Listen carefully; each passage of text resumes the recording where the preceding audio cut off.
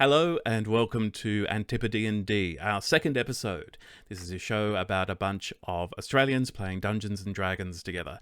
I'm David. We're joined by the same people we were joined by last week. We've got Kynwyn, Doug, April and Zindy playing their respective characters. And a quick recap of what happened last week. Our heroes, well, they're not quite heroes yet, but I'm sure they'll get there eventually. Our characters arrived in the Wandering Isles, having sailed from the supercontinent of Gald.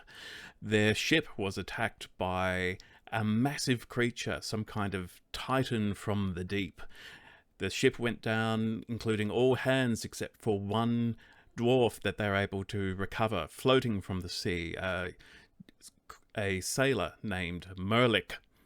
They recovered him, dragged him into the jolly boat, healed him up. He might worried that he might not survive the night with the head wound he had suffered, and they eventually rowed to shore, leaving the wreck of Farah's Smile behind them. On arriving on shore, they made their way inland and took a long rest after all feeling quite exhausted after the long row and the long fight and the long trip. Then the next day they started making their way through the woodlands that they encountered, hoping to eventually make their way to the city-state of Providence, their eventual destination. Now, while exploring, they found some net-casting spiders, some rather nasty giant spiders that tried to wrap them up and eat them. They managed to defend themselves against these creatures and emerged victorious. And having just completed this battle, it was then that they noticed a goanna, a lizard, and a relatively small one. It's only about a bit over a foot, maybe 1.5 feet long, apparently hiding and camouflaged on the side of a tree. So that is where we're going to pick up. So there you are. You've got these two dead giant net-casting spiders, and you're in the forest, still got trees overhead. You've got Merlick with his improvised club, which is basically just a tree branch, sort of looking around, saying, "Ugh, I'm not happy about this situation, let me tell you." We've also got some very big holes in our forger. Yes, Vetericus is still just absent-mindedly poking at the spider holes in his chest. Yeah. So the first thing that Morzod was going to do was see about picking him up. We've had a full rest, so I think I've got a cast Healy bits ready to go. If that's cool for me to do. Yep, that's the official term. Cast Healy bits. Cast Healy bits. I mean, this is Morzod we're talking about. That's probably what he'd say it actually was if you asked him. Okay, so we got spells, we got cure wounds. So I'm just gonna click that one, and we have rolled an 8, which is wonderful, pretty solid. That is a lot of healing. Yep. So I just kind of yak him up and dust him down. Yeah, you're right. And cool. I think we established that you heal. It's not so much a gentle passing of power; it's more of a slap about the face. Yeah. Look, there's a guy who's fallen over. I'm going to help him get up. That's what we're doing. There is kind of arcane magical-y stuff going on, but the way that Morzod channels it is by picking him up and dusting him off. You'd be right. Thank you, Morzod. I feel strangely better after that. Thank you. Yep. All right.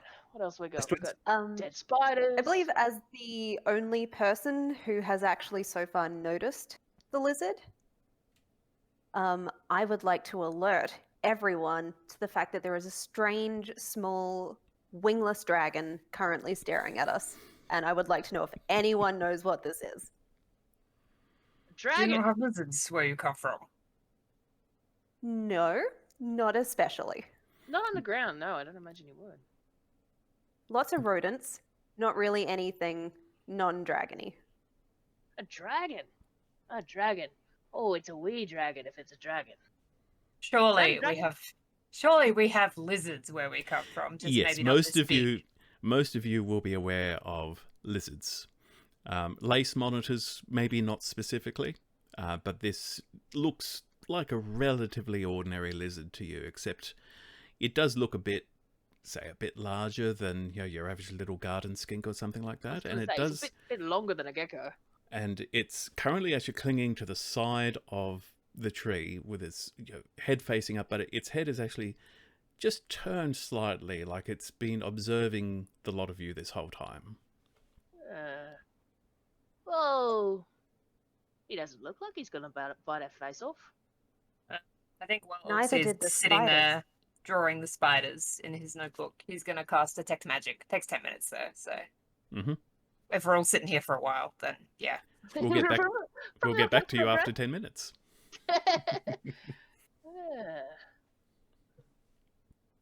Well, Morzod, interested in the dragon, lizard, whatever, like, because he's willing to accept that it's a wee dragon, if that is actually what it is, because of he's not going to doubt his dwarfy friend Dagmar if she believes that it's a dragon. Yeah, absolutely, going to go and have a look. Are you coming with me, Dagmar? Are you going to come and look at the dragon? Going to cautiously advance with my bow very ready. All right. I suppose, given the creatures that we've encountered already, probably caution would be advised. They did look like branches, yes. As you approach, the goanna stays still, but it just opens its mouth very slightly, and you hear this slight.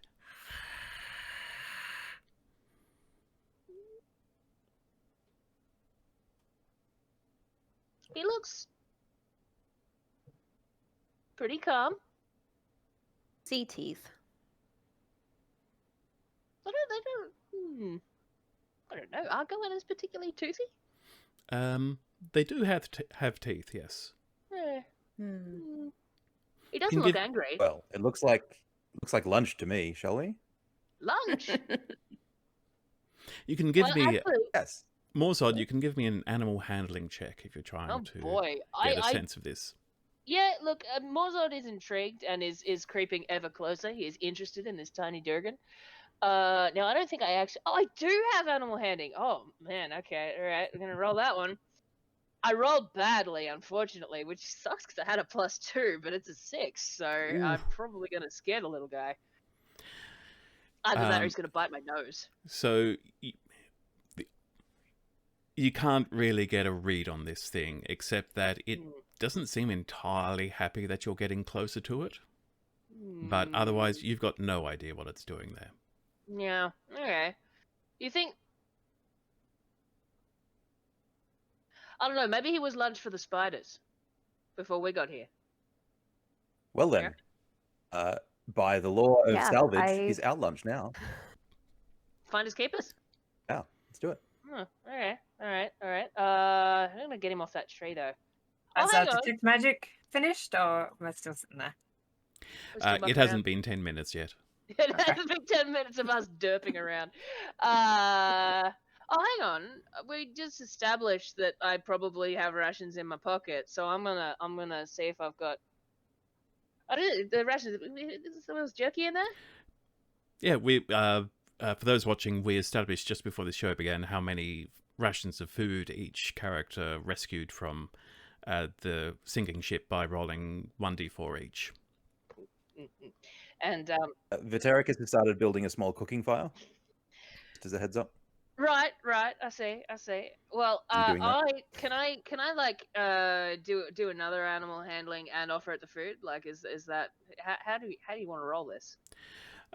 You can try again. I'd say try again with disadvantage, except if you're offering food, that's probably going to make it easier. So I'll say that cancels out the disadvantage. Yeah. So just roll again. Just try a second time, and I'll see. Just go, hey, little guy, check it out.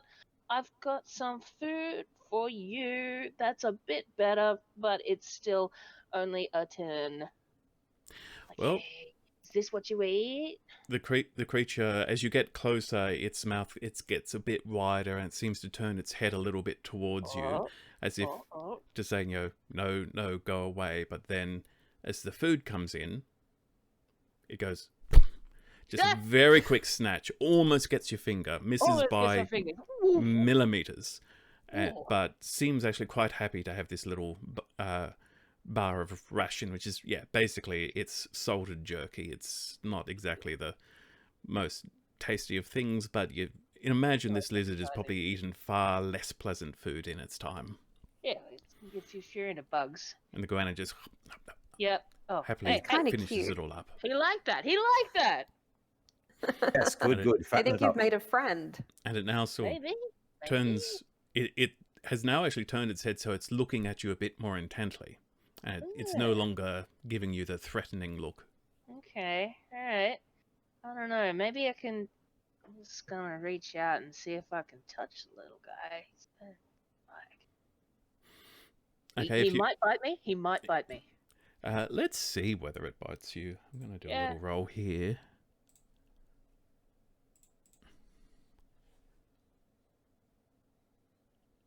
It does not. It does not bite me. It succeeds in its insight check and determines that no, you're not trying to attack it. It just sort of looks around. It looks a little bit confused, and now just sort of looks back at you and says, it seems to be sort of saying, hey, that food thing was good. All right. Well, if I probably didn't give him like the whole jerky because we're just gone for little bits. Yeah, it just took a bit off. Yeah. So I'm gonna sort of do the offers, but you gotta come over here for it thing.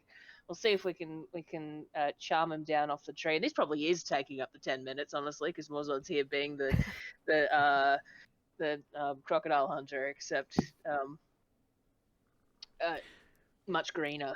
So by this point, detect magic has finished, and there is nothing magical immediately around you. This is not a magic lizard. Just double checking it wasn't someone's familiar. Real good. Mm-hmm. Do you let us know that it's definitely it's not familiar? No, he's just watching. No, okay, that's cool.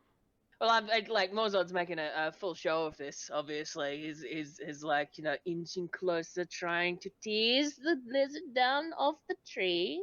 It's a lizard. Have you never seen one before? Actually, I wonder if Morzod, he probably would have.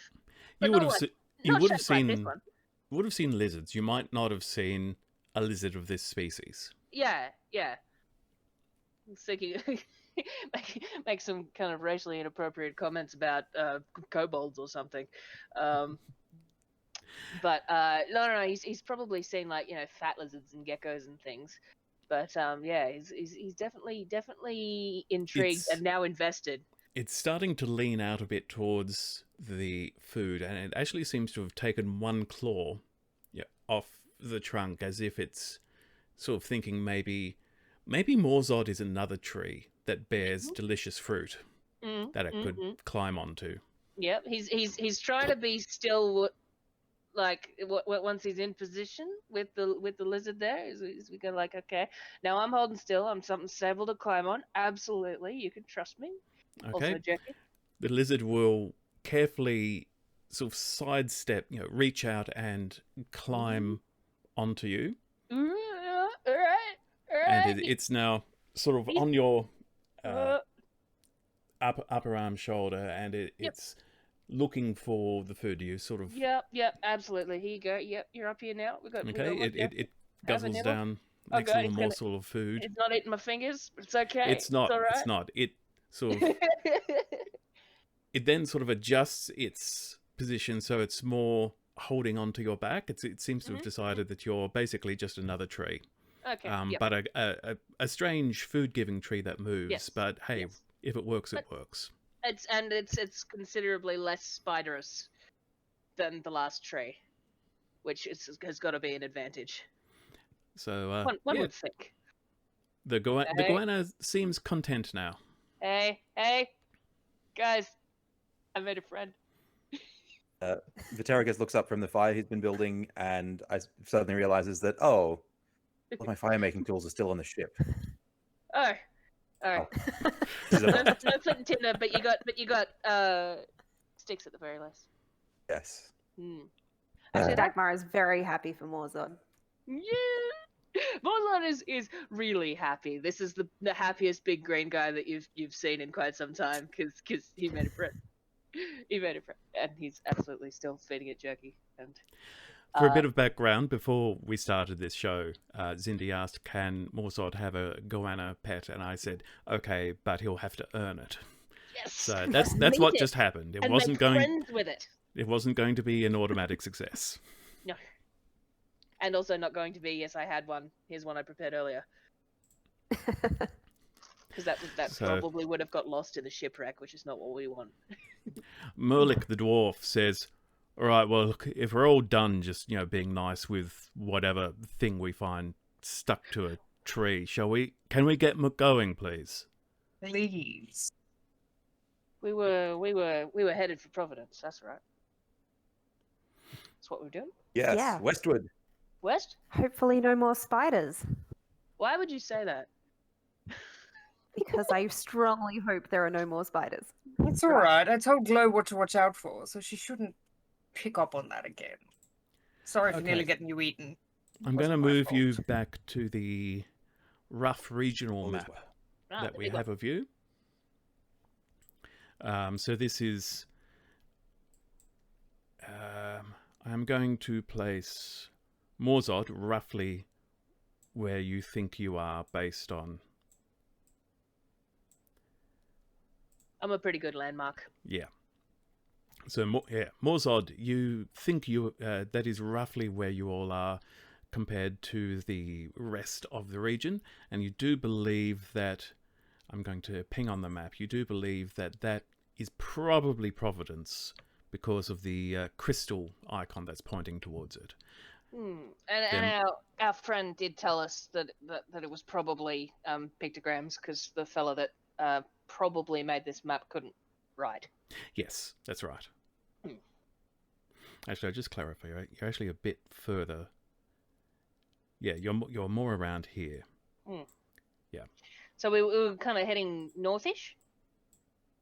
Yeah, up around the cliffs and stuff that that Glow did note for us that there were a whole lot of cliffs that we'd have to climb up over if we went. If you were to follow the coast, it would have yeah. been difficult, but you decided to cut through the forest instead. All right. And that went so well. It went really well. Just taking a show of hands. Forest, continue with the forest. I mean, I guess. Yeah, I feel great. We're committed now. I don't mind either way. We're in it. All right.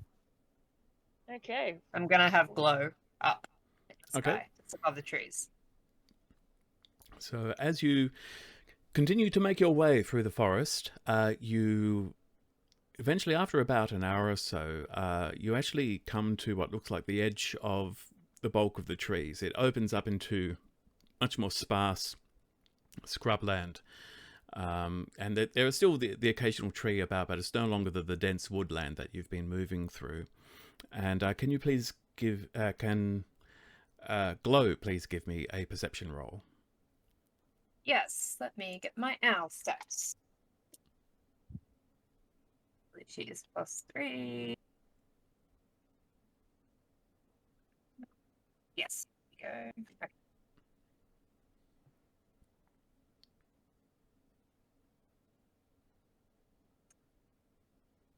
That's the goal. 6. There's... She's distracted by the fact there's a goanna with us now. Yeah. That's fair. And a goanna that is probably too large to be considered food for Glow, and might even be large enough to make Glow a little uncomfortable, since burrowing owls are rather small. She's like this big. Yeah. Yeah. Glow doesn't see anything of interest, and after another 20-30 minutes, you actually find yourself, you find a break in the scrubland, and you realize you've come to a path. There's actually what looks like a relatively well-traveled road. It's wide enough for perhaps a wagon to be drawn down, and there is evidence of a couple of ruts where wagon wheels have probably run over it multiple times. Hmm. However, This feels promising. at this point, you can only assume that you've come out of the forest on the map, but you're not really sure how far west you've gone. The road itself is running more or less north to south, or south to north. Depends on which way you go. So I was going Well, two sides. Well, No matter where we go, we'll hit civilization, right? So I mean, looking at the map, we should go north, right? North was what we were thinking. Let's head north. Okay. Yeah. Yeah. Walk Yeah. along the side of the road. I'm still gonna have glow up in the air, just in case. Keep an eye out Okay. and see if we see anyone. So, you start heading north along the road. Now, can somebody please roll a d12 for me? I have an encounter table. Oh no.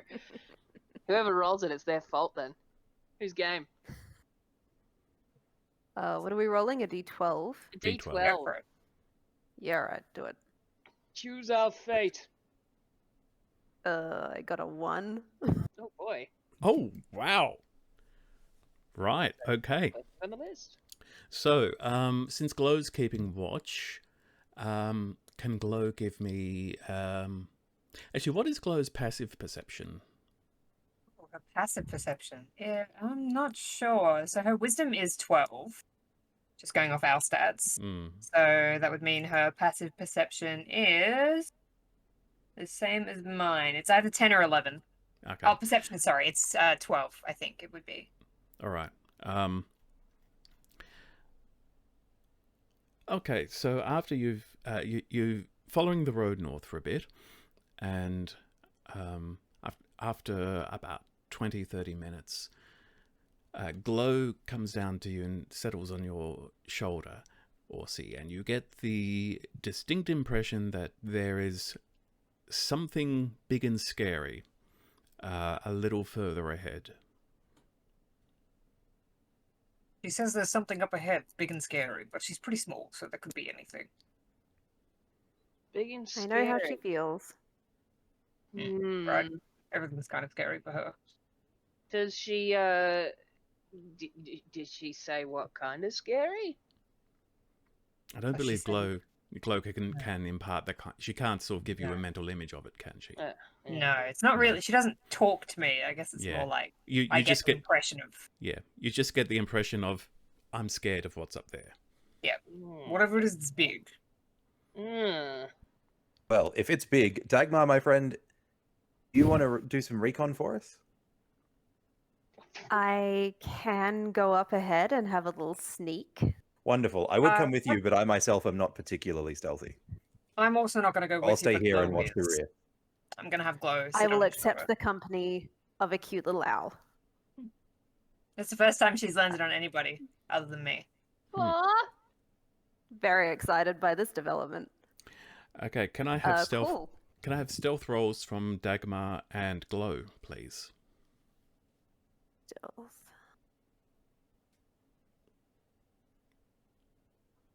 Uh, 21. What's Nice. stealth? Stealth is Dex. Dex is +1.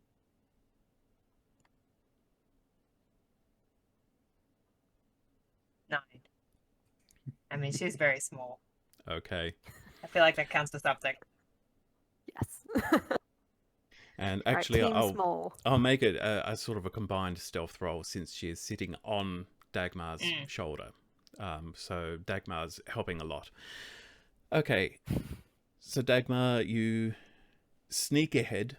What do your dwarf eyes sneak? And as you... you're about 5 minutes ahead of the rest of the group now, and you're wondering, where is this big thing? Where is this big thing? And then there's a small sort of grove of trees. You're getting these sort of smattering of trees, occasional boulder. It's sort of a patchwork landscape around here. And then out of that comes what is genuinely a large creature. This thing just lurches out for a moment.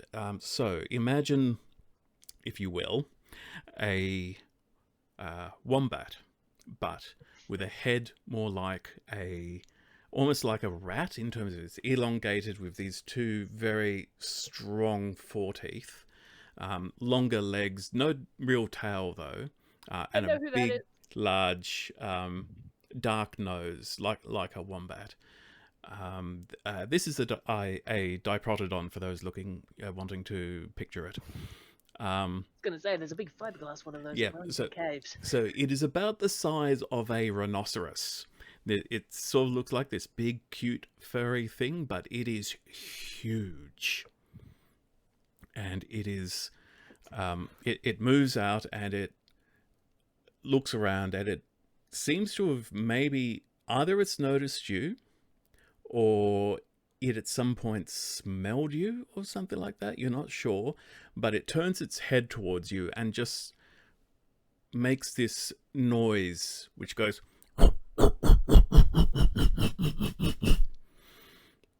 and it seems to be staring at you, just glaring down at you at this point with its head raised up a bit as it's making this noise.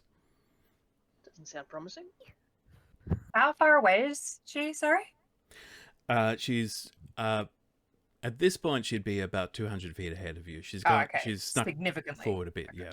And how close am I to the You big snuffly nose? About 40 feet away from it. Okay, cool. Well, I'm gonna stay real still. Mhm. Carefully go a little bit backwards. Kind of try and retreat because this is just a reconnaissance mission. Okay. As you retreat, the diprotodon just lowers its head a bit, watches you go, and then it turns around and just takes a big bite of the grass at its feet and starts yum, yum, yum, yum, yum, yum, yum. And it no longer seems concerned by your presence. Excellent. I'm gonna turn tail and run back towards the friends. As you start running, you just hear this from behind you, but it doesn't seem... It's not giving chase that you can hear. It just seemed to go, what is that strange thing doing? Cool. Okay, the rest of you see Dagmar running back. How is Glow hanging onto Dagmar's shoulder? Oh, I think she probably burrowed into her coat as best as she could. I have a lot of hair as well. She's fine to Oh, perfect. hunker down. Under the beard, that's what bird do. Good mutton chops, behind her. very snugly. Yeah, She's got real nasty talons too. She's like hanging on back there. pointy. It's like, firstly, ow. Secondly, so there's a honking big rat on the road, A rat. and I think we should go around it. Is this another one of those tree rats? That we saw No, before, this that I one saw is the other night? like the biggest rat ever. It's like the size of 4 plus more odds. Would I Ah. would I think that this is maybe similar to the creature that I saw in the dark on the first time I took watch, about size wise? The size she's describing is consistent with that, yeah. Okay. And given that what you saw was basically just a round blob. Shape. Yeah. Yeah, it certainly could be the same creature. Maybe it was what I saw when I took watch the other night. Didn't seem that dangerous, as long as we don't bother it. It didn't look like it wanted to attack until I got uncomfortably close. So I think we'll be that's- fine as long as we keep a distance. That's reasonable. How close to the road was it? Yes, it's It like was the about- rat. Next to the road? It was about 40 feet off the road. Sure, I mean, I think as long as we don't surprise it, we can just probably walk past. I mean, I don't know anything about these creatures, but it's my guess. Educated guess. It was Okay. cute. This place is weird. Giant Shall rat. I take the lead since I have seen the thing? Yes, you've been through before. Cool. I'll Guide us definitely through. follow.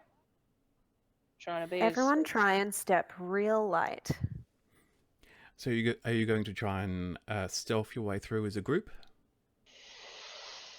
It's Are we dangerous. stealthing? Are we being Oh. quiet, or do you think we should let it know that we're here and that we're not a threat by maybe walking on the other side of the road? I think if we accidentally should stay as- surprise it, it's gonna Yeah. be worse. Okay. Well, was there space for us to give it a pretty wide berth? Like to the trees and we stuff can draw walk in around the road, Off the or- road, I think. Unless it was on the side of a cliff, I didn't notice. Very possible. I mean, should we like roll a perception for what the lay of the land around there was like? Is that something that we're allowed to do? I mean, I can send well, Glow up, but Yeah, Dagmar reports that it's still relatively open sort of patchwork scrubland around there. So if you were to deviate from the road for a bit, you could probably do so without completely losing your way. It's not like you're going to disappear into a dense forest or anything like that. So we can go around it. That's all right. Okay. Just give me...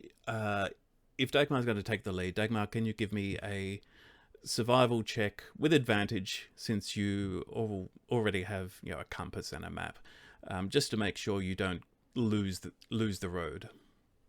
How do I roll with advantage? Right click and select with I'm advantage. on a iPad. Maybe Long hold click? down. Yeah, long click or Oh something. yeah, hold down. Cool. Advantage. There we go. Hey, 17. 17, that's fine. You manage to skirt your way around the creature. From the distance, you probably get a glimpse of it just happily grazing away. Does look like a big rat. So you manage to basically orbit around and find your way back to the road again without any incident. I don't know what that thing's called. So you continue on. You had a late start in the morning because you had such a late night the evening before. It's now getting on to about 2 in the afternoon. You're sure you're headed in the right direction towards Providence, but you have no idea how long it'll actually take you to get there, since there is no scale on the map you've been using. I'm gonna keep Glow up in the air. So Okay. if she sees anything like a city or a settlement, I want her to tell me. Okay, can someone else please roll a d12 for me? Certainly. Let's do it. I rolled a... It is a 3. A 3. Okay, this needs a second roll. Can you please roll another d12? Ooh.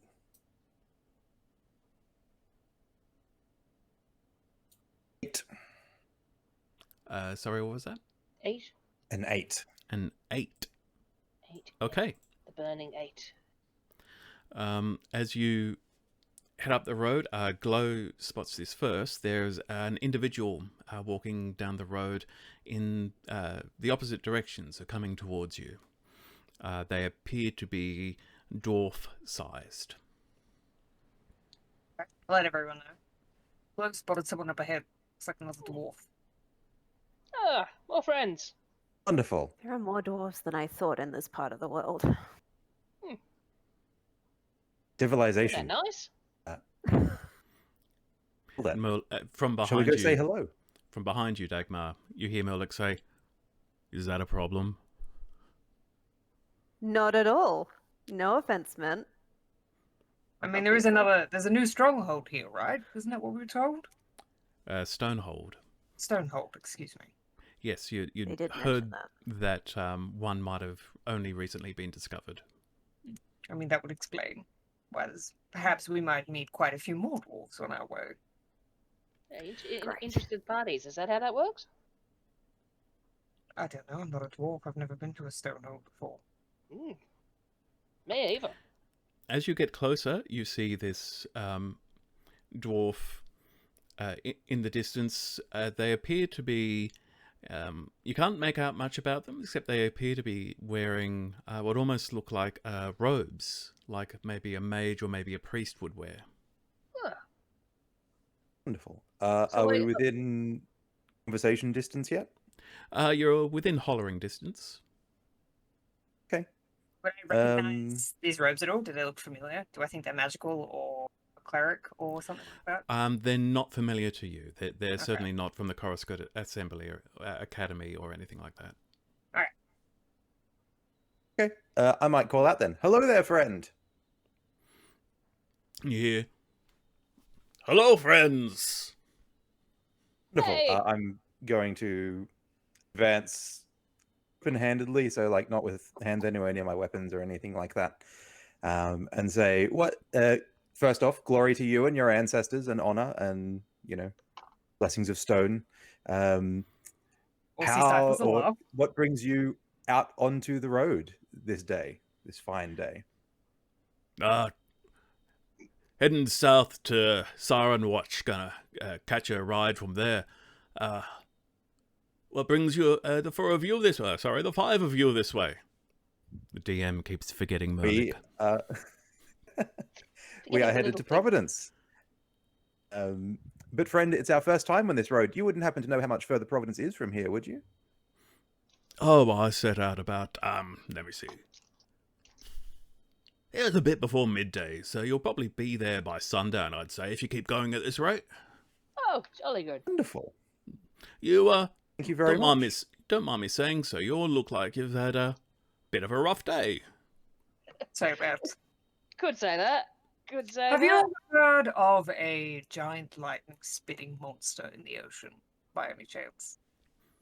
Lightning spitting monster, you'd say. Oh, not really. I've heard of giant monsters in the ocean, certainly. We've had sailors say, watch out for the serpent, or, the Titan of Gemdanen will get you, and, I don't want to discount those stories, so, yeah, it could be something. Wait, you're saying you met one of these things? Who knows? There's all sorts of big things in the ocean, isn't there? Orsi Yeah. is writing in his notebook and not paying attention anymore.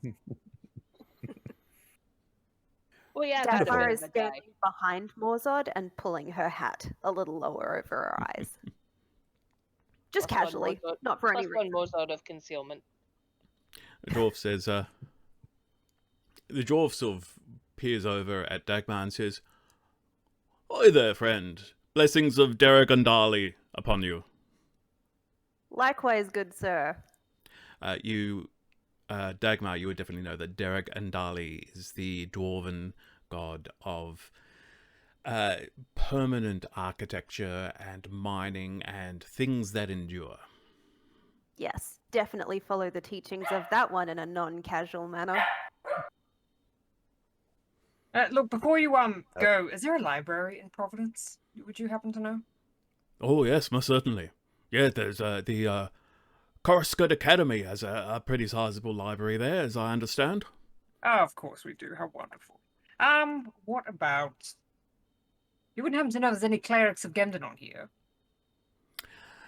I'm sure you'll find some in Providence. It is a port town, a trade hub after all. Perfect. Certainly, there is an all gods temple there.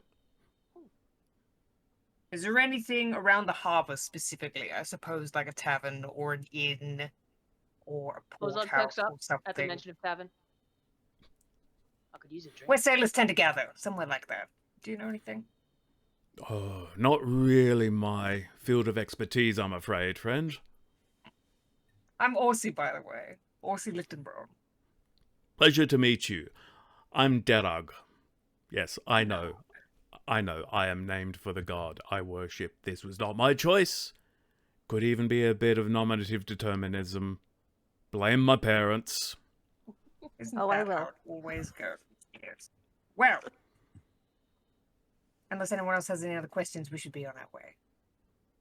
Oh, I'm thank you, totally Derek. You have fine been with continuing on. most helpful. Just before you go, and there's... he just sort of raises his hands, closes his eyes, mutters something under his breath. You don't catch much of what is being said, but you do hear the phrase Derek and Dali mentioned. And you now have all been blessed. Which I'll just have to look up what that actually means. Also knows a blessing when he sees one. Thank you, friend. I'm sure our architecture will be very reliable. So this is only for the next minute or so, but whenever a target makes an attack roll or saving throw, the target can roll a d4 and add the number rolled to the attack roll or saving throw. Oh, yeah, that feels nice. Wonderful. Thank you very much, my friend. I'm also going to slip him like 2 silver and say thank you for your help. The gods watch over you on your journey south. Why, how kind of you. Thank you, sir. Safe travels, friend. And to you. Nice So fella. I'll dock myself 2 silver. Oh, here we go.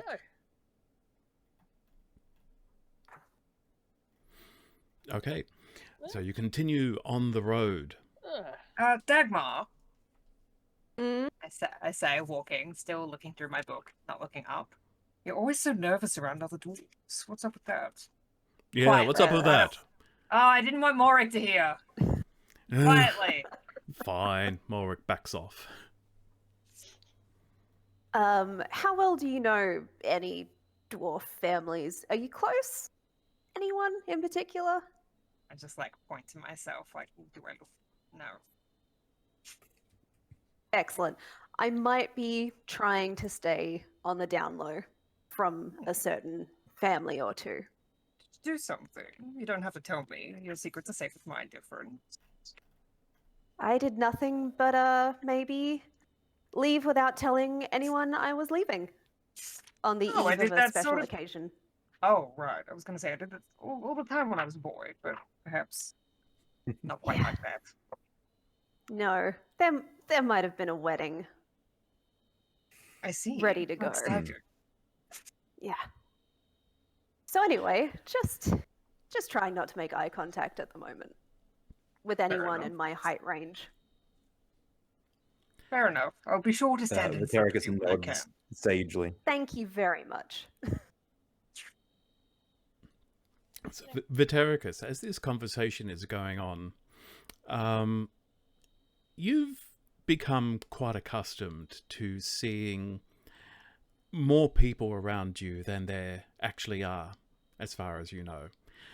You're used to seeing these shades, sometimes lingering near you, sometimes even gathering up and following you, sometimes speaking to you, not necessarily having anything helpful to say. As you're walking at this moment, you see that several seem to be following along beside you, which happens from time to time. They don't show any particular interest in you or in anybody around you. These shades just, it's almost like moths to a lantern at some point. They'll just linger with you and then drift away at another point. But as you're watching, you see another shade approaching. You're not entirely sure where it's come from. It just seems to have materialized about 30 feet away. But there is something very different about this one. You're used to them appearing as humanoid, but not entirely distinct. So it would be hard to identify any of them. This one is also humanoid and is hard to identify, but instead of being blurry and semi-transparent, it's almost like there is an ink stain on the world. And as it moves, it's as though ink, this black ink, is just spreading out like it's leaking over paper. And where it was, it is drying away. And it's slowly moving through. And it comes up to one of these shades that's been shadowing you, and it just reaches out something sort of like an arm. It might have a hand on it, you're not sure. As it does so, the shade, these indistinct murmurings that you've been hearing are suddenly pierced by this one shade suddenly going and it just disappears into the arm of this black ink stain that's walking down. The other shades around you don't seem aware of what's happening, and this thing continues to move through until it finds another of these shades, and it reaches out, and with the same kind of horror and fear and agony, this shade just goes as another one is absorbed into this black ink stain. Wonderful. Given that a lot of my magic derive... Well, okay, so first off, obviously the shades aren't really phasing me, but our ink spot friend here has caused me to flinch and sort of move away from it as it goes, so the rest of the party is seeing me sort of wandering around the road in some weird patterns as we go and looking in some weird directions, so feel free to make of that what you will. But given that my magic is sort of built out of sort of working with those shades and that sort of thing, can I use one of my spells to try and interact with our ink spot? You can try. Wonderful. So what I might do is I might mage hand to start with, and summon at about 2 foot off the ground a tiny little hand that might be a gnome or a halfling hand, or it might be the hand of a drowned child if you're feeling particularly morbid. You don't know. Looks more or less the same. And I'm going to send it off to try and grab the ink spot and sort of gather its attention or draw it to me in some way. Okay. Is this mage hand going to be visible to the people around you, to the other players? Yeah, I don't think I have the ability to make it Yeah. invisible. So there's just a mage hand that appears and grabs at nothing.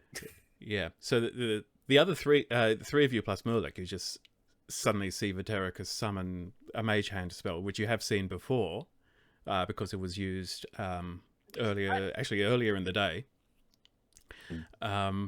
Vitericus, from your point of view, you see one of the shades just sort of slip into position and reach out with its hand, not entirely aware of what it's doing or where it's going, just knowing that, oh, I'm doing this now, okay.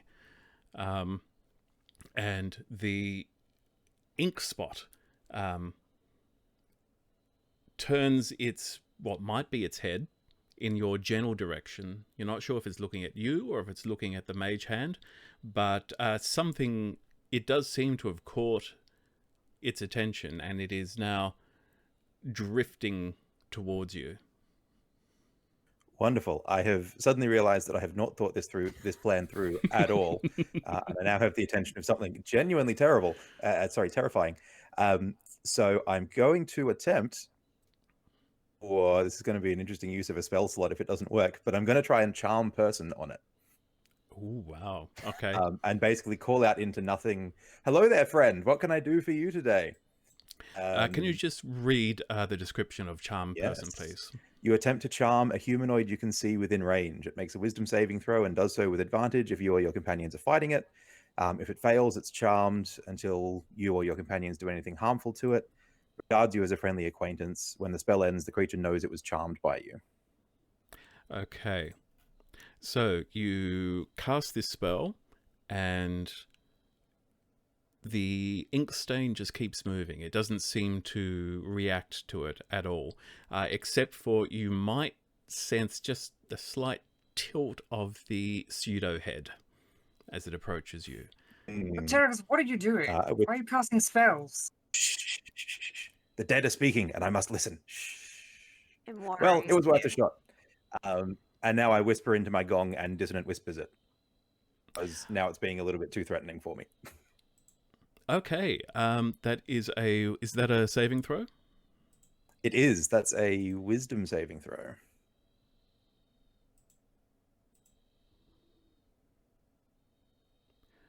It fails. How much damage does it take? 114, so 6 damage, and has to move away from me with its reaction. Okay, so as you speak, it's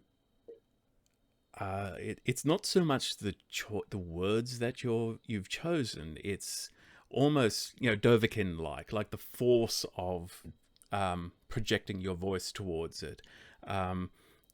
You see some of this creature just almost shear away, as though you've shout as though you're trying to shout it to death. And it stops in its tracks, tilts its might be a head in another way, reaches out, touches another shade, not the one that has the mage hand. This shade also just gets sucked into this thing, and you hear, you think they're words, but you're not sure. Certainly the ink stain is communicating with you, and the impression of what you get is another day then. And it starts to move away from you. Okay, Vitericus now drops the slightly brave facade he's been putting on, and hands on knees, head in his lap, or head down, hyperventilates ever so slightly. Okay. First of all, don't Shall we move shush on? me, you insolent little brat. How dare you? What were you doing? You're right, Fetty. I will be, yes. Right. Let's push on for now. You're using magic. You just cast a spell. That was a death. What are you doing? Walk and talk. I You cast looked quite many concerned. spells. I am drained at this stage. I would imagine I'm running out of shades as well then, since I'm out of spell slots. Yes, there are. There's only one. There's only the shade that you use to cast Mage Hand, and it seems to be wandering away. The ink stain has disappeared. It almost looks like it might have descended into the ground rather than just walking away, but it is no longer visible to you. Wonderful. Well then, let's walk and talk, shall we? Also, and question as real quick. we Sorry. Whenever I detect magic, do I ping whatever these things are? You get a very, very faint hint of things wandering around Vitericus, sort of hovering, orbiting. You're not entirely sure what school of magic it is. If it is magic, there are things there that have a supernatural quality to them, and that is pretty much all you're able to discern. Okay. I'm gonna drop it for now. But we're talking about this when we get to Providence. I'm happy to. So as we're walking and talking, I'll relay that to the team, and just go sort of sum it up as. Did tell you the Unquiet Dead are even more restless than normal, right? Teams here on the Wandering Isles, they're even more restless. So I'm in the right place, clearly. Sometimes I will just have a battle with an invisible shade, and you will all just have to accept that. And that's just part of me. I'm not going to change for you on that one, because if I do, I will probably die. Is there a? I always thought you were can we help? speaking metaphorically. Oh no, not at all. Not at all. Can we help? Good to know. Is there anything we can? If you're having a thing, should we do? Oh, I should have used. There's nothing to use my blessing on. Sorry, I had a moment there. I was like, blessing. Look, Morzod, I appreciate the offer, but honestly, it's more just if I die, please, or like if I fall unconscious, if all of the blood drains from my eyes, nose, and ears, and I collapse face forward onto the road, another heal would be much appreciated. I'll keep an eye out for that. Yeah. Thank you, but at the moment, I think that's just about all I can ask of you at the moment. All right. If someone has an area of effect damage spell, tangling vines or something that we can just have up constantly. Orsi makes a note in his book that the second time he sees Mage Hand, it looked like a little kid. Dear diary, today the hand looked like it belonged to. It's not a diary, it's a wizard book. Right. Do It's you a write very the serious date journal. at the top? Does it what? It's got a little latch, or has it got "keep out" written on it? He's got 3 books that he carries on him, but you've only ever seen 2. Right. Oh. So I'm going to dust myself off and carry on down the road. All right. It didn't happen. All right. Great. All right. Onward. Okay, you make your way onward. Can I please have one more d12? Oh man. Oh man. You and me, April. Oh, you can go for it. I don't mind. All right. Time to roll terribly and seal our fates. 12. Let me see. There's D10. There's D12. Rolling deep. That is an 8. Okay. Right, okay. So I assume Glow is back to scouting about. Mhm. As you move a bit further, Glow notices what looks like a campsite somewhere maybe about 100 feet off the road. 100 feet off the road. Well, it looks like someone's camping just off the road down that way. I don't know if we want to stop by. We don't have to. We just go to Providence. My feet hurt. I'm getting sick of walking. I like the idea of a tavern. So we're At least a seat beside the fire, right? We can sit with these new friends for a while, surely. What do we time wanna of take day a is break? it? Yeah. Where's the sun? It's getting up to about 3:30, maybe 4 in the afternoon. The sun is, it's not down to the mountain level, but it is now noticeably headed in that direction. Fella I don't said really we'd get there by nightfall if we kept going. Yeah, I don't really want to stop in the middle of the day. No? Is everyone still feeling alright? Feeling walking? I'm On then. alright to keep walking. I'm orky. I just keep going. Also, he Betty, is you wearing alright? heels, by the way. His feet hurt a lot. Oh. You give It's him a fine. piggyback, but that would just be weird. No, I'm not degrading myself by doing that. And you'd have to join the goanna. Yeah, that's true. Ugh. That's true. Already some real Still estate. keeping that thing. You can't bring that with us, you know. Hey, why not? He's my friend. Do you know what? What do I care? We're gonna go our separate ways when we hit Providence anyway. You know, it's all right. I don't have any problems with your bird. She's nice. She's not a bird. She's a familiar. I summoned her. She has a purpose. You found that thing on a tree. Yeah. What's wrong with that? Find lots of things on trees. Like spiders. Anyway,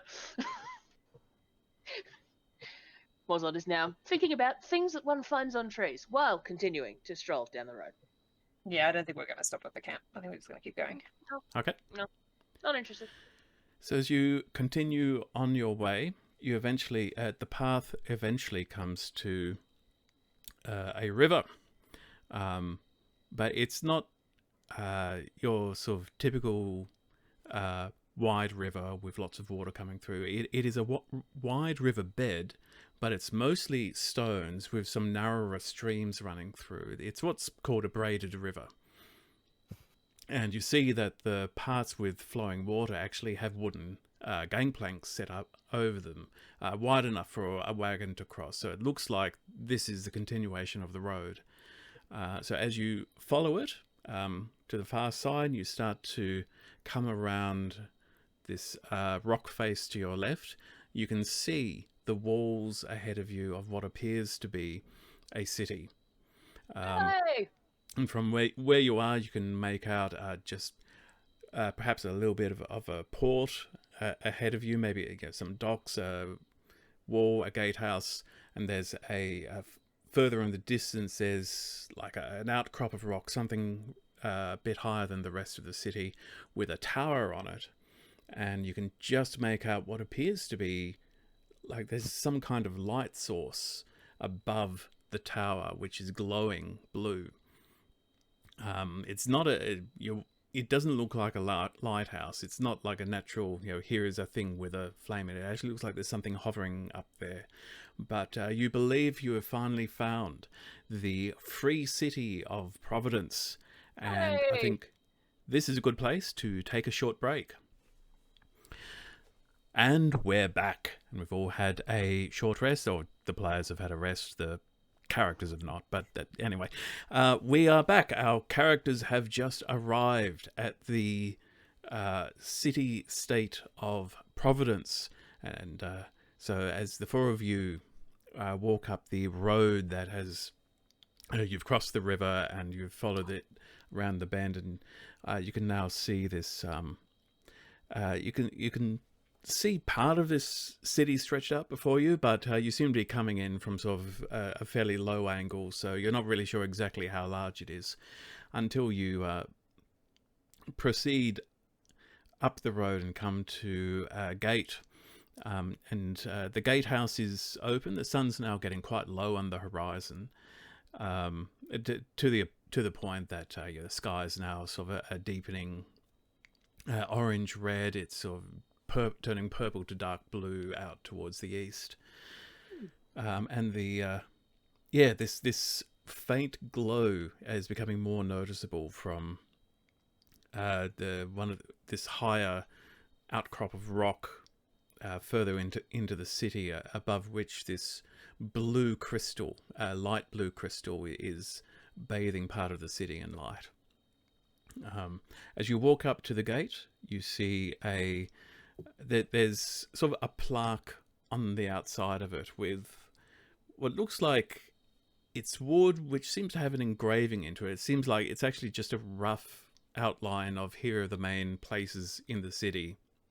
If you've never been here before, there is another wooden sign saying "Welcome to Providence," and you can also see the holy symbol of Desmina, the goddess of communities, the goddess of revolution, and you would know is the patron goddess of the city of Providence. So I'm going to place all of your characters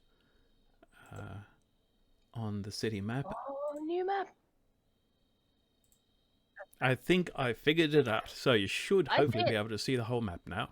Yes. Man, I'm so small. Yes. I am tiny. It is funny to me. I wanted the full resolution version of the map so you could see some of the Oh, wow. details. Nice. This is fun. This Very is nice. what I've been doing for the past few weeks or more. This is very good. very cool. It's lovely. Mm-hmm. Okay, so you have all Okay, approached... okay. No, sorry. Master cartographer Zoot. Yes, Master Cartographer Zoot. All right. Now that I've rudely interrupted you with my delightful discovery on that. All right. So you've approached the city and you're just coming up to the west gate at number 3 on the map. And as you do, a couple of guards... the gate is open, but a couple of guards do step forward and hold up their hands as if to say, please stop. And you can see they're wearing light plate armor, probably just sort of half plate armor. They're both holding spears, it looks like, and they have tabards showing the colors of the city-state of Providence.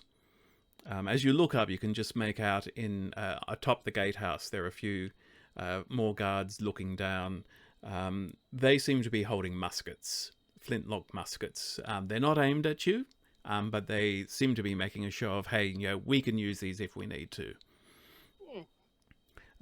So the two guards, they're both humans, one male, one female, and they stop up, hands up, and they step forward and say, please hold. Of course, friends. Stop working. Hi, friends. But And stop walking. the female guard, steps forward and says, welcome to Providence. Could you state your business, please? As he steps forward, Well- very proudly in his society robes,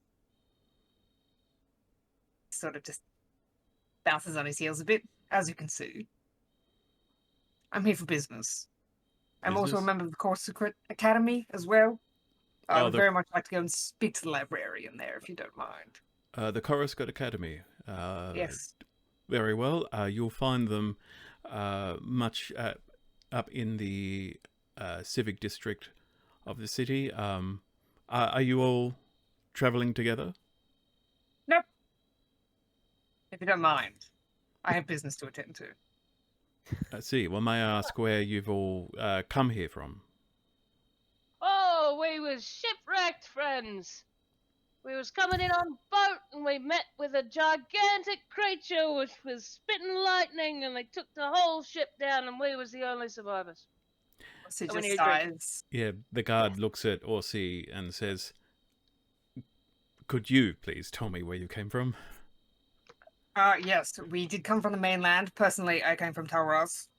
I am here to speak to the librarians here and do some work for the society. I can't speak for the others, but indeed, my companion speaks the truth. We were shipwrecked and we were attacked, so we would very much like to get into the city. Merlik the dwarf speaks up and says, "Yeah, ship called Farah's Smile. I don't know if she was expected, but I should probably report it to the harbour master in case. We also, there's something about a oceanic trading company ship. I didn't, visit it myself, but apparently these four went over and dealt with some zombie things. They'll probably want to know." Yes. Strange creatures they was. With You just with water for flap your blood. gums, don't you, little guy? Wonderful. We should definitely do all that. But my friend, what I am here for the most is a good bed and a strong drink. A drink. What he said. At this point, the guard sort of grins a bit and says, we get a lot of that. Well, you'll find a few places. You got a few around the beach market, some up at Arena Square also. Look, just ask around once you're inside. You'll get a feel for it. All right. Any spellcasters among you? And she immediately looks at you, Orsi, and says, if you'll forgive me, you do have the appearance of one used to, accustomed to casting spells, especially if you're with the Coruscant Academy. You'd be correct in your assumption. I will have to ask you to check in there reasonably quickly, and I have to advise you that the city does have certain restrictions on the use of magic in public spaces. But as long as you don't cause any trouble or anything like that, it should be fine. But do try to keep the magic use to a minimum until you've had a chance to register with the academy. So, my friend, is that all magic users have to go to the academy? All practices of arcane magic. That's the policy here. Well, it looks like you'll be coming on a little trip with me. Is there no alternative place to register? I'm afraid not. The academy has been given charge for managing magic in the city. Ooh. Do you have a problem with Okay. the academy, Batericus? I do not. The academy and I are old acquaintances. We will get along fine. Good. Just interested in other options. Always good to have another solution where you can. Wonderful. May we come in? She nods, sort of waves at the guards on top of the house and says, "All right, you're clear. Go on through." And you make Alrighty. your Step way inside. Strolling in. Well, it's been wonderful. It hasn't been. That was a lie. I'm going to go to the Coruscant Academy. Ozzy. Well, What? Ozzy, do they have a bar at the academy? No, they don't have a bar. It's a school. Kind of school. surely then it would have to have some kind of uni bar. Maybe, I don't know. I didn't go to this, I didn't go to this exact one. Well, that you is know? certainly Find true. out. But apparently I have to go register there anyway. And Morzot, I think you do as well. What? If your healing slaps or anything to go off. Oh, right. Well, I mean, they might have a bar. I don't know. We gotta find out. I mean, I'm gonna tag along, and if there's one close by, I might set up at that since I don't know anyone yeah, here. we'll get you a drink. Come on, we'll all have a Certainly drink. it will be full of students. The students will know where the good bars are. We're So all having a drink at the Cool. academy. Hey. Can't shake you all, can I? Wonderful. Well, let's go. correct, my lord. You are stuck with us for a little longer at least. Hey. Okay, so as a group, perhaps reluctantly, make your way up the street. That's well gone down. You see, the buildings around this part of town seem to be relatively old. when I say old, the city itself is only about a century old, so this is relatively modern architecture that you're seeing. But these particular buildings near the Western Gate, they appear to have been established for some time, so they're not showing any signs of having been built up recently. As you move around to the right, and you can actually see the docks down below. The ground slopes down towards, you've got a large beach to the right, and the left. To your left, you can see that you've got these wharves sticking out with a few ships docked there at the moment. And as you move around, you see there are a lot of market stalls here, sort of pitched out in the open. You're in a big open area with there's some trees, some rather nice looking old eucalypt trees that are actually giving woodcast some nice shade during the day that you think. And there are people, even though it's getting up to sundown, there are still a number of people in the market square going around. Some of the stalls appear to be starting to close up for the day. But no night market? yeah, it's not quite a night market, but it does seem there is still a little bit of activity. You get the impression that these places will basically close when they run out of customers for the day. Is there anywhere that's selling like cheap jewelry but not expensive jewelry? Something in the middle of the road. Yeah, there'll certainly be a place selling that kind of thing. Wonderful. I would like to pick up just a couple of rings or something like that. Maybe a necklace. Okay, as you split off for a moment to go and do this, the rest of you are approached by a person, a tiefling, a young female tiefling. She looks like she's about maybe 13, 14 years old. She's got bright orange skin, but she's purple on one side of her face, almost like a birthmark or something like that. She's got black hair, but in the setting sun, with just the hint of the light catching it, it actually has this strange, almost bluish sheen coming up, and fairly short horns. She's carrying a basket with what looks like lots of variety of flowers inside, and she walks up to the three of you and takes out takes a flower out of the basket and offers it to any one of you, but she doesn't say anything. These are really pretty. She's got a very sort of bright and cheerful appearance about her. She looks quite pleased to see you. Oh. I'm going to take one and say thank you. Okay. Aussie does not take one. No, thank you. And after you take it, she holds out her palm and as if expecting something. How much is it? Give her 1 silver. She holds up her fingers and says 2. I will give her 2. She drive a hard bargain.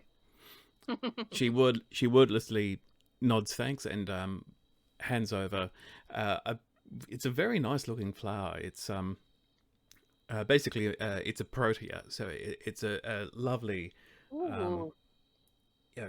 big detailed flower rather than just petals. It's got all of this sort of 3-dimensional quality to it. It's very impressive.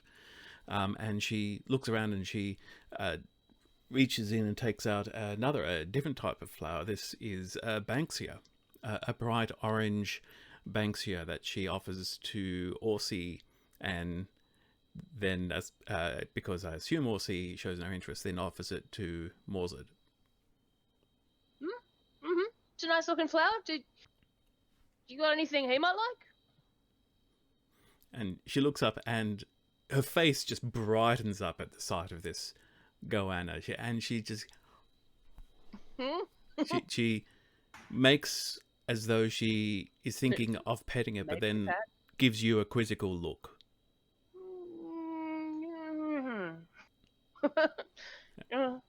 She moves her hand away. Yeah, no, and not sure. And then she'll immediately just starts digging through her basket and finds something that she pulls out. She looks at it. Looks like maybe a snack for herself. It looks like it's just a piece of old bread or something, and offers it up. Mm-hmm. You think, yep, there we go. And the goanna Right? Yep. bites it off.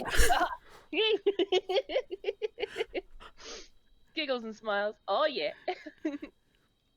You've noticed she's not said a word and not made a sound either. Oh, I'm gonna give it 2 silver for the bang suit, by the way.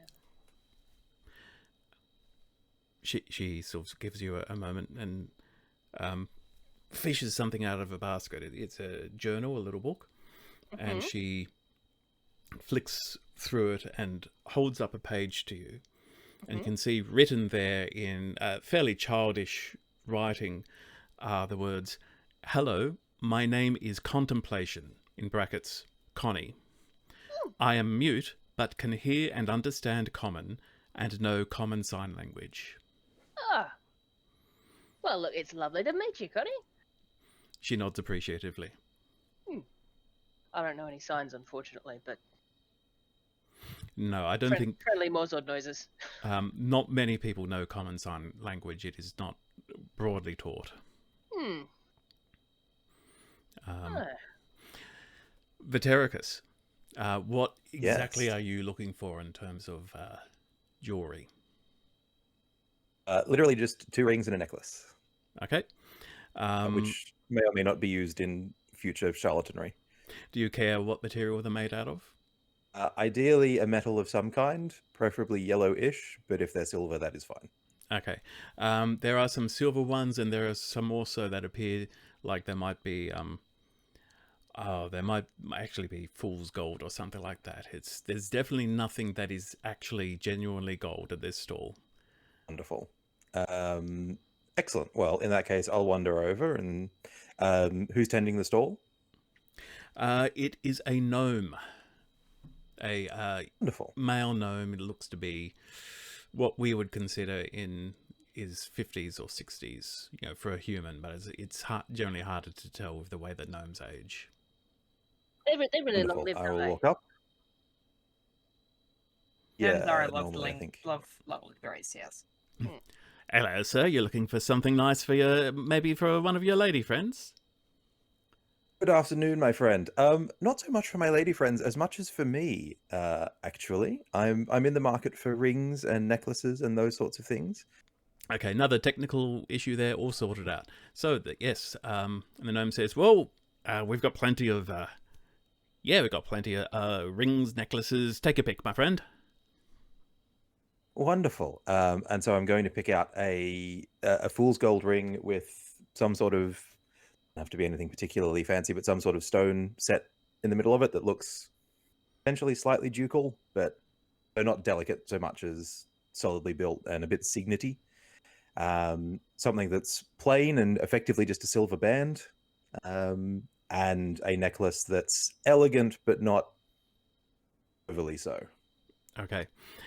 Yes, you managed to find all of the above. The necklace is just a simple chain link with... there are several that have symbols of various gods. Are you interested in any of those? Not particularly necessarily, but I'm also not against buying one of those if they're the prettiest. They are generally the prettiest, yes. Well, I'll grab one of those. It doesn't matter which one. Let's say, let's go a Desmina one because we're in Providence. Yep, so there are plenty of those. Probably makes sense. Okay, so you've got a necklace with a stylized version of Desmina's symbol on it, and this all comes to you can see him doing some mental arithmetic, and he eventually asks for that'll be about 1 gold. I'll bundle them all together for you. Wonderful. Well, my friend, it is a steal at that price. Do you make the jewelry yourself, or do you import it? Don't make it myself. No, I've got some sources in town that I go to from time to time. Wonderful. Well, your sources are masters at their work. I'll be sure please to pass along my Yes. I'll definitely do my, that. I'm sure they'll be pleased to hear it. Positive review, 5 stars. And so I'll pay my gold and I'll wander back to the group. Actually, sorry. The other thing I want to do sort of while I'm out doing some shopping is, can I check if my forgery kit survived the leaving of the ship? Just roll a d20, 11 or higher, it survived. Wonderful. Let's roll that. There's a 4, so that's a no. Sorry, you'll need to find yourself a new forgery kit. That's okay. I'm actually going to wander around a little bit and see if I can find like a quill and ink and some paper. Not necessarily from the same shop. Cool. Okay. Wax seal of some description. So the rest of you see that Vitericus, having bought some jewelry, now seems to be perusing the market for some other items. What is he doing? It's like he just bought some really fake jewelry. So gaudy. Terrible craftsmanship. It's not good, is it? Can I check if my jeweler's kit survived the wreck? Go ahead, roll a d20, please. I haven't been open about my jewelry making yet, but 11. 11, you have your jewelry kit. So I quietly pat my jeweler's kit, but I don't tell anyone I've got it yet. Morzod, Connie, the young tiefling, is absolutely smitten by this goanna and by extension by yourself. And she flips through her little notebook and opens it up to a page that she shows you, and it says, "Are you new in town?" And she turns the next page over. Do you need a place to rest? She flicks several pages and holds it up and says, "Please follow me." You're muted, Zindy. So to everyone, like, lads, well, I think I might have found us somewhere we could find a good bed for the night, maybe. I really would prefer to go to the academy now, if we can. Well, I mean, we do have to check in. We do have Can to, she tell us where it is? Well, I mean, she can't tell us. But she might be able to. Can we see the academy? Surely it's... From where you are at the beach Viewable. market, It's like all the way down. We got the scenic route from what I was looking at the map. it is quite a distance away, and you can't. There's actually various rocks in between you and where the academy is, so no, you can't see it from where you are. Darn. Because yeah, it's on the map there. It's all the way across the other side. Where are we but we now? know By where the it way, is now that when we we've saw the gone in, are we sort of near one? I'm imagining the beach near one. While you're having this conversation, Connie reaches up and tugs on Morzud's clothes to get Morzud's attention. Yep. And she tries to sort of mime. Oh, she could take us there. Yeah. Well, I mean, because we've got to go to the academy because half of us cast magic. But after that, we're gonna want somewhere to sleep. So, I mean, because I don't know if they have bunks at the academy. Probably not for us. Look, glances to Ozzy. Probably not for us, right? What was that? Just What are we saying that we doing? need somewhere to sleep. I don't know where you're probably- sleeping. What's your problem? It's what I was thinking. So we got to check in, but then after that, we need somewhere to stay. I mean, she could come with us, or I don't know. How do you guys want to? We could come back and find her if this is where she works. It's around this time that Vitericus returns to the group, having found what you were looking for. Yes. Because Oh, you look horrible, did it by cost the me? way. I don't know off the top of my head, so we'll work that out later. right. No dramas. Because the sun's We go again, going Lizzie? down. If she's got to go home, then we can't ask her because we don't know how long we're going to be at the academy. Are they? Do you know how long it takes to let them know? I Ozzy? have no idea. Again, you're making a lot of assumptions that I'm gonna go with you after this, and I might not. I don't know. Oh I no, have things to we're do. going with you right now. Yes, I mean after that. Right. Yeah. No. I could tell that you were probably gonna, find a nice bed at the academy. I'm thinking of the others, but Again, sounds like Wonderful. a you. I'm going to say hello to Connie and make some quiet small talk with her through her notebook, I'm sure. Yep, she flips to the page that explains that she's mute but can understand you. Wonderful. Excellent. And what are you doing in the marketplace here, Connie? She holds up a basket. Oh, lovely. Excellent. I'm going to pick out the purplest, prettiest flower and tuck that behind my ear and kick Okay. her 3 silver. You find another. It's another protea. It's not exactly purple, but it certainly has pink to purplish shades to it, and it's big. Like it's sort of larger than a fist. Wonderful. Very impressive. And that looks right fancy. she looked very pleased to receive the 3 silver, and she tries to sign something for you. Quickly works out you don't understand common sign language. I'll point out I don't actually know a word of sign language myself, which is why I'm not going to try and do it. But she then tries to give you the impression of she'd like you to come along.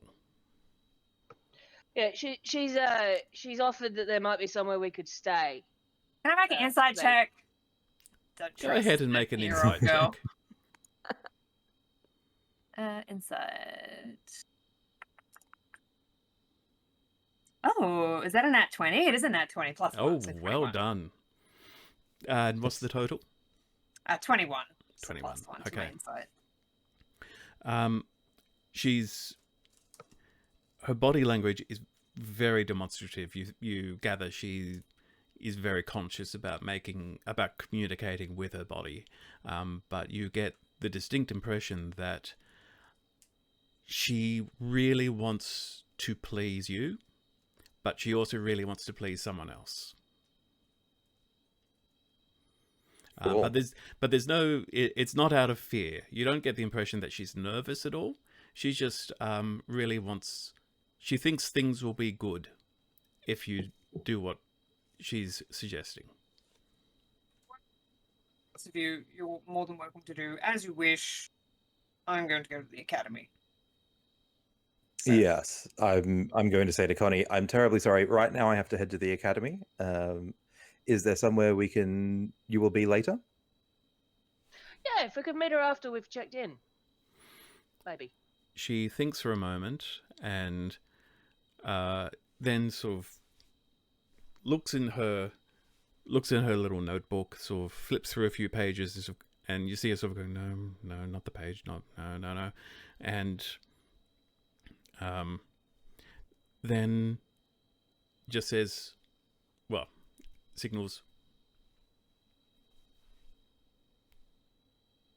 She could come with us.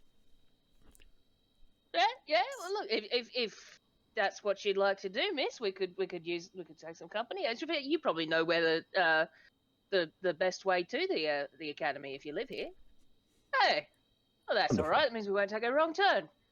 How many flowers left in Connie's basket? There are about 5 or 6 down there. Well, if you're going to come with us, that's a job, isn't it? And we have to pay you for that. So why don't I buy the rest of your basket? Compensate you for the lost time here in the marketplace. You no doubt would have sold them all anyway with your wonderful salesman skills. So I'll kick another 10 silver her way. Such a nice bloke. Such a nice. How much Foxy you? is just like Yeah. on the edge of the circle, just like tapping his foot, like, I want to go, please. You said she had 5 or 6 left, so I'll kick 10 silver her way to buy out the basket. Mm-hmm. No She's extra this time. just she's very flat 10. grateful when she tucks the coins away, and she is ecstatic. You get the impression that this does not often happen. Wonderful. nice. Well, Connie, my Alright. friend, lead on. Oh, there you go. You'll just throw your coin around in a city that you've never been to, just in plain view of everyone, with that terrible jewelry on. Great work. You're not going to Oh, be I'm not touted wearing at it. all. It's in Oh, you're not wearing pockets. No. It's safely secured. Yeah, but terrible that case, jewelry in you your just- pockets. He insults another aspect of your appearance. Perfect. So Connie, You Well, haven't combed your hair. Connie is now just sort of True. perking upright and filled of confidence at this Mhm. point, and she sort of points forward and Hey. marches on. Oh, And onward then- to the academy. Wonderful. Pauses to make sure that you're following. Yes, we absolutely are. Well, most of us. Make a big show of marching after her. Yeah. As you, Oh, is our dwarf friend still with us, or did he head off to the docks? he's disappeared. Oh, Well, all right. before you'd even reached the beach market, he seems to have veered off towards somewhere. Since the docks are down there, it's possible he's gone down to try and put his name on a list.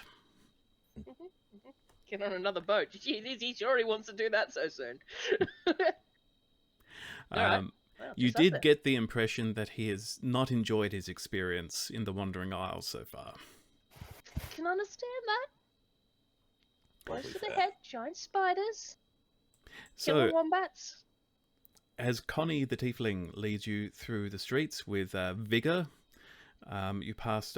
She stops briefly to point you towards a tall building at number 6 on the map. Number 6 on the left, we see. It most closely resembles a sort of a chapel or church building or something like that. And you're all experienced enough to identify it as the local All Gods Temple. A lot of these appeared in most towns around shortly after the time of the Awakening, about 60 years ago.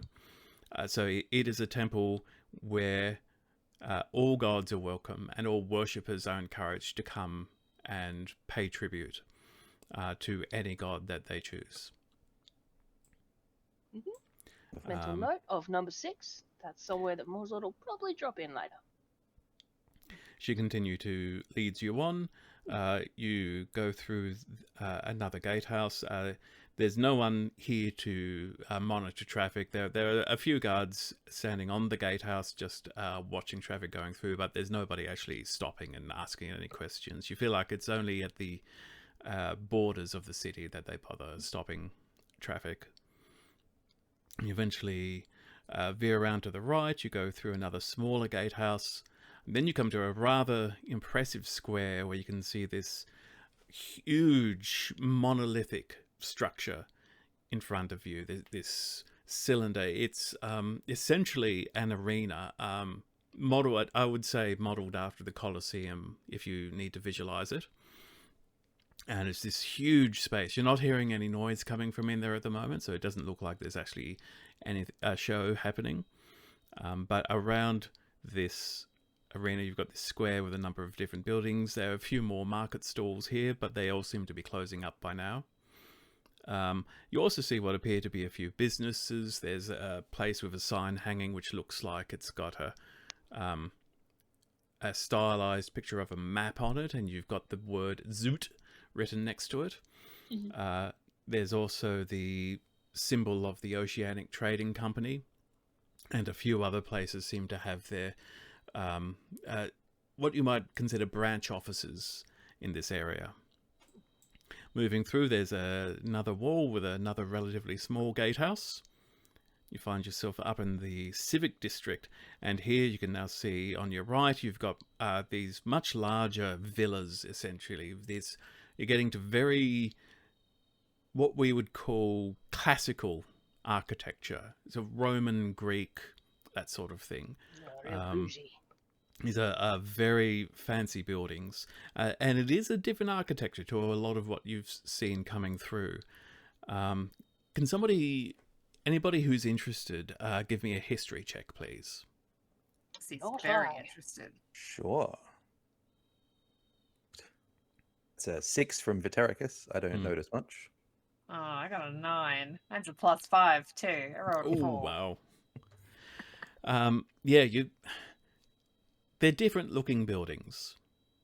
You're not sure whether they're older than the rest of the city or built by somebody else, but there's definitely some strange... There's something behind why these buildings look different. And as you look up to the left, you've got this hill, this outcrop of rock, and on top of it you have this massive tower. It's not a wizard's tower, though it might have some of the appearance to it. Because also as you're looking at it, you're seeing all of the windows around you. I mean, going, no, that's not how you structure a wizard's tower. Wizard's tower tend to be taller and thinner because it's all about getting as far away from the population as possible. This seems to be more of maybe a seat of power or something like that. But it's now very clearly hovering above it. There is this light blue crystal, probably about 3 to 4 meters long, now bathing this whole part of the city in this soft blue light. And Connie stops and points up to it and looks around and seems to be trying to find a way to explain what it is. And eventually she draws in the air something that I am going to need to make sure I get right,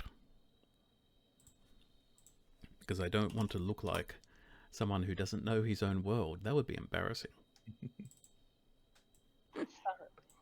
So she draws a triangle and another symbol.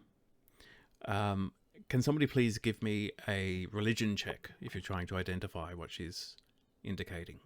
Am I going to Yes. notice it from my necklace that I bought earlier? Yes, you would probably recognize it. Wonderful. But am I going to know the right religious observance for? yeah, you would recognize it as the symbol of Desmina. But can someone please give me a religion check anyway, because there might be something more to this. Yeah, I'll roll one. Nope. Nope. The Yeah, straight I mean, one I rolled was one on- too. I great. got a 9. What's so that, no, Jake? no idea. I got a That's 3. 17 for Vitericus, though. Okay. One, but not a natty.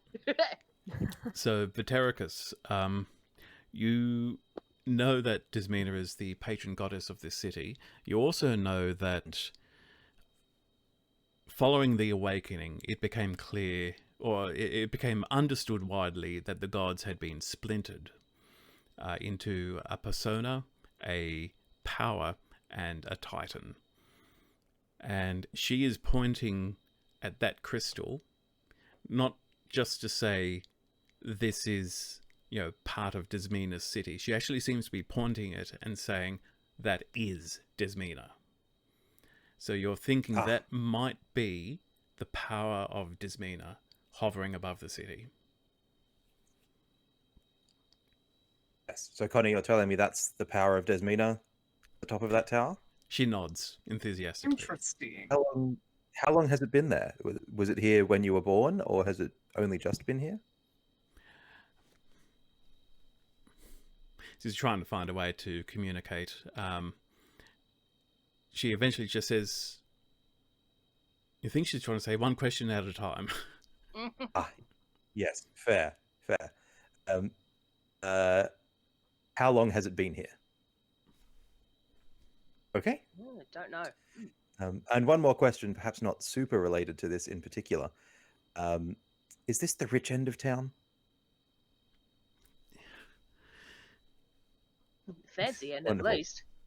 You get the impression she's trying to say, kind of, but it's complicated. Okay. Well, thank you very much for the input. Shall we push on to the academy, though? Yeah, you can. Like Please. most of us have business there. You make your way. You're gonna bust if we don't get there soon, aren't you? I am desperately trying to get there, if it's not obvious. You Also, pass. just to interject really quickly, is are we missing someone? Is she here, or should we? Karen, is she? Oh, Kyman. I'm Yeah. I'm She's sort of trailing along behind. Yeah. Are you you're- there? Okay. Oh yeah, your video's just PowerPointing at the moment, but it's okay. Ah. Oh no. Yeah, we about 2 FPS, but Oh yeah, sorry, my Wi-Fi is being crappy today. Okay, dear. my bad. Sorry, I thought you disappeared. No, it's Oh, good no, to all check. good. Yeah. Okay, so you make a way further. You on your left, you see what appear to be. It looks for all the world like a harbour, except it's up in the air. It's not floating, but it's part of the same raised cliff face that the tower is. And as you look, you can actually see what appears to be something vaguely resembling a ship docked alongside this, but it is just floating there. It is hovering beside this dock. Orsi, please give me an Arcana check if you would like to understand what's going on here. I would love to. Not rolling great today. I got an 8. That's another +5. I rolled a 3. Oh, you're very tired, all right? He just wants to get to the academy. Oh my god, we keep stopping. We would see the sights. It's exciting. It's a new You've- place. heard of airships? That's probably what's happening here, and they must be powered by some kind of magic, but you're not really sure how. He makes a note to ask someone at the academy. And finally, Connie leads you to the front entrance to the Coruscant Academy at number 13 on your map. Hey.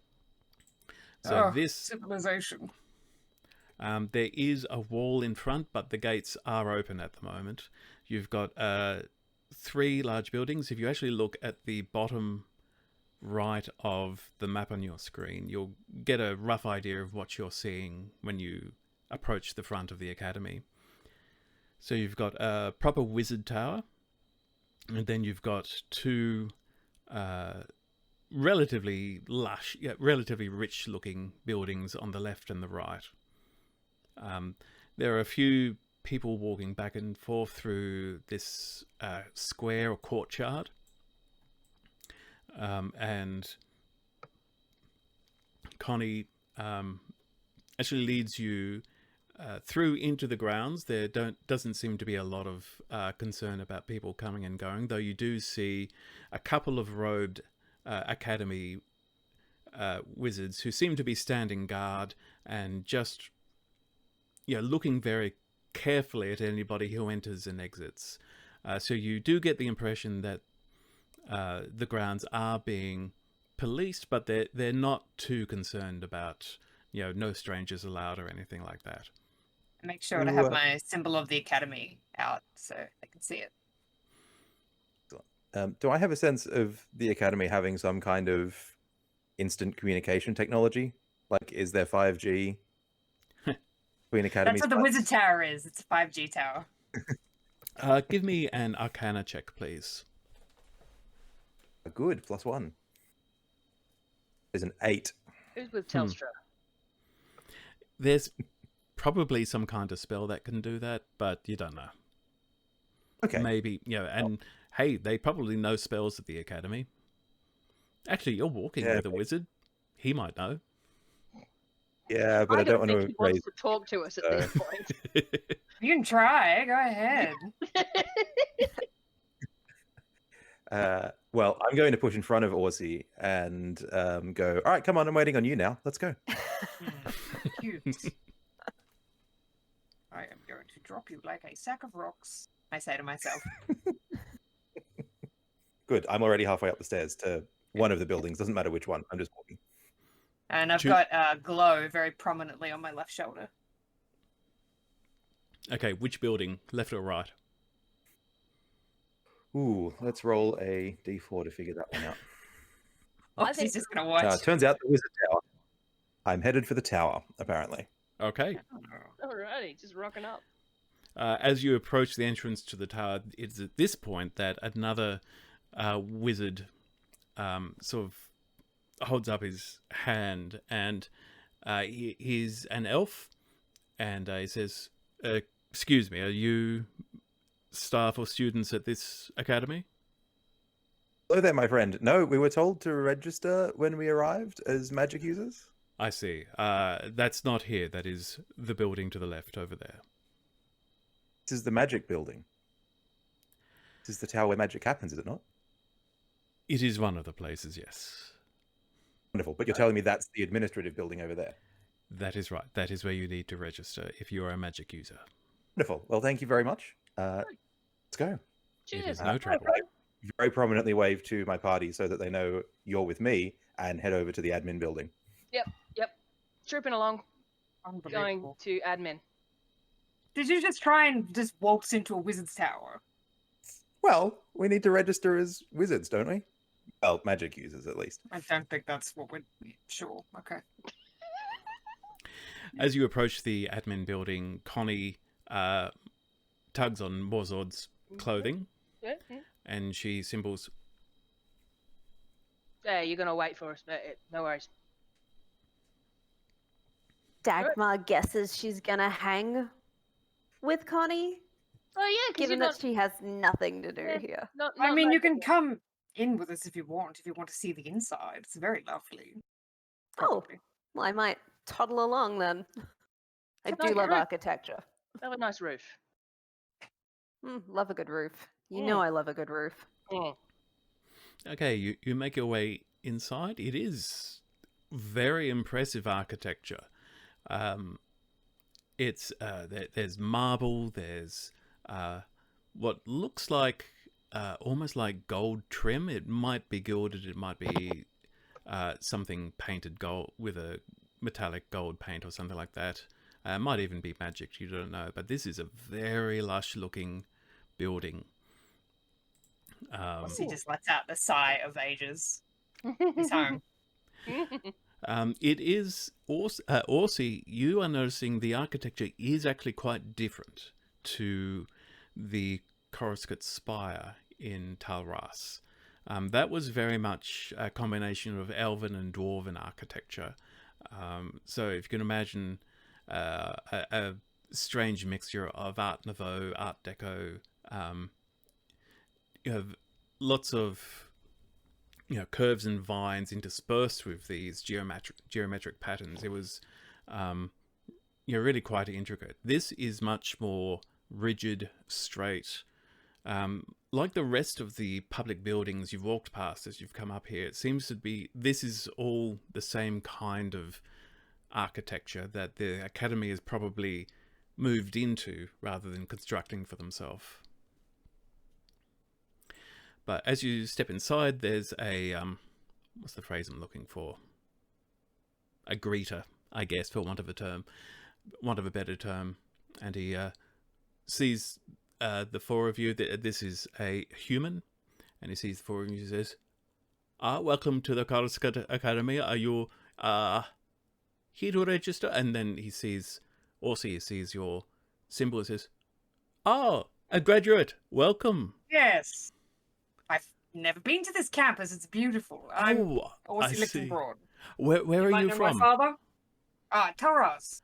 My father's Oh. the head librarian. So Yeah. you're from the Spire then? Yes, it's wonderful. Oh, I've never been myself. I'd love to go one day. Oh, highly recommended. Architecture here is very unique. It's so different. Oh, it is. It's Tarthian, in fact. Parthian.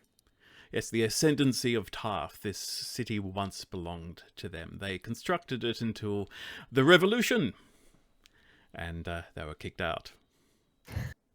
Fascinating. I hope there are some tomes on it in the library. Oh, there. But yes, we are here to register as well. If you Yes. Well, if you'll just proceed down that corridor, you will. It's easy to find. There is a big sign saying registration. Oh, easy. Thank you very much. So we'll just, because this is the boring bureaucratic part, we'll just fast forward through. Oh, that's Elsie's favourite part. It's okay. We You can take fast forward through we it, can it's take a okay. vote. Who wants to roleplay bureaucracy? Crod governs. Is that one course he step or does. two? April doesn't. Don't, but I am going to give a fake name. Okay, that's good to know. So, Vitericus, what name do you give? Emmanuel Aresti. Emmanuel Aresti. Aussie just throws him a death glare. Doesn't say anything. So none of you say anything about the fact that this is not the name that Vitericus has given you? Although it doesn't seem worried, people can have lots of names. Cool. Dagmar respects the act of giving a fake name. Aussie doesn't care. Okay, so what happens is basically somebody is the registrar is looking for anybody with arcane magic abilities. So that turns out to just be Orsi and Vitericus, because Mozod's power is divine in origin. And Orsi, you immediately get given clearance to use your magic at will, because you are a graduate of the academy.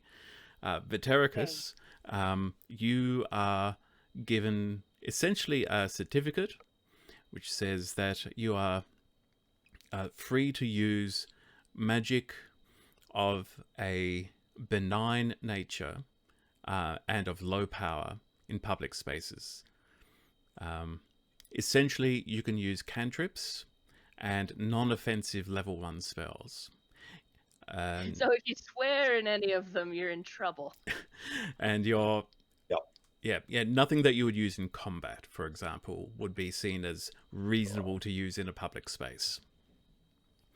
And they do say that if you want to undergo a more thorough examination process, then you can have a higher level of registration, but there is a fee involved of 10 gold pieces. Oof. Sadly, I am flat broke after our shipwreck on the way here, and so I will have to settle for the benign spells that you have granted me access to, which should be sufficient while I'm here. Quick question though: if the town or if the city comes under attack, let's say, I don't know, something rises from the sea and tries to destroy the city of Providence, am I permitted to use my offensive spells then, or do I need to come back up here for clearance? The registrar,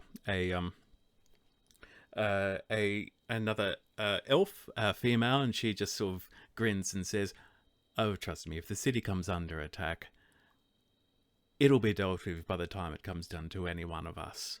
Did you see the glowing crystal?" I did. Yes. I did. I understand that's the power of Nice Desmina. rock. It is. She watches over the city for us. Wonderful. Well, that is excellent to know. If it were to come under attack by such a creature, which I believe has happened at least once in the past, though I was not here to witness it myself, she will drive it off. And of course, more mundane self-defense if I'm accosted by ne'er-do-wells in an alleyway somewhere. In such a circumstance, there would need to be an inquiry. You might be held for questioning. But this is more a case of any acts of violence within the city are to be investigated by the appropriate authorities. Wonderful. Aussie Thank you very much. tingles at the mention of bureaucracy. Ooh, paperwork. Okay, I'm done playing bureaucrat now. And through the process, the registrar also explains that the reason why registration is necessary is because the city was originally a penal colony of the ascendancy of Tarth, who are a magocracy, who are very much about power is everything. If people who have magic should rule the world, everybody else should serve either willingly or as slaves. So after the revolution, there was a certain amount of dislike for magic users, and though most of that has been smoothed over since then, especially with the Coruscant Academy opening up a school and being very public about, look, we are all about the safe and responsible use of magic. There is now a sense of, look, okay, maybe magic users are okay. We just still feel like we need to police the use of magic within the city, because we don't want a situation where some mage decides, hey, the city should be mine and I'm going to rule the world again. Understandable. That's fair. Excuse me, Registrar, I do have a couple of questions as well. Of course, we will be closing up soon as the sun has gone down, but please ask away. Oh, that's fine, that's fine. Who's head librarian here? Head librarian? I Yes. don't have that readily available. That's okay, I can just put a blanky blank. Yeah, I will come back to you with that for the next session. Perfect. I mean, you can just message it to me when you find it as Yeah. well. That's totally fine.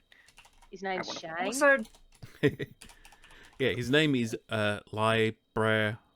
Libera, yes. Imagine his elf friend is just kind of going, "Are you for real?" Orsi's just gonna lean like a little bit closer to her and just be, is there any dorms available? Just one. She gives you a knowing look and says, "Oh, I'm sorry, we're actually full up at the moment. We're at capacity." Unbelievable. All right. Oh, wake. No, I leant over. This was whispers. You didn't hear this. Oh, no. Well, I guess most of my other questions can be Wonderful. answered by the head librarian. I assume they aren't working at this hour, so I will see them tomorrow. Glory. We finished? I think we're finished. We better go out and make sure Back we out to funny. haven't lost Dagmar at all. Oh, Dagmar's Okay. with us, right? Right, Dagmar? Oh, wait, I'm Dagmar. standing Yeah. behind you. Hey, all right. As you, It's fine. I'm small. I'm hard to I- see. as you descend the steps from the administrative building, I would like everybody to please give me a dexterity saving throw. The steps that steep. Oh, there's a good roll. 22. Dex. I have a +3 to my dex. I roll with a +4. I rolled a 9. Yeah, I rolled a 10 with a +4, so high numbers all around. Yep. It's a bad day for the dexterous. Like my first good roll of the entire Have they session. been waxing these steps?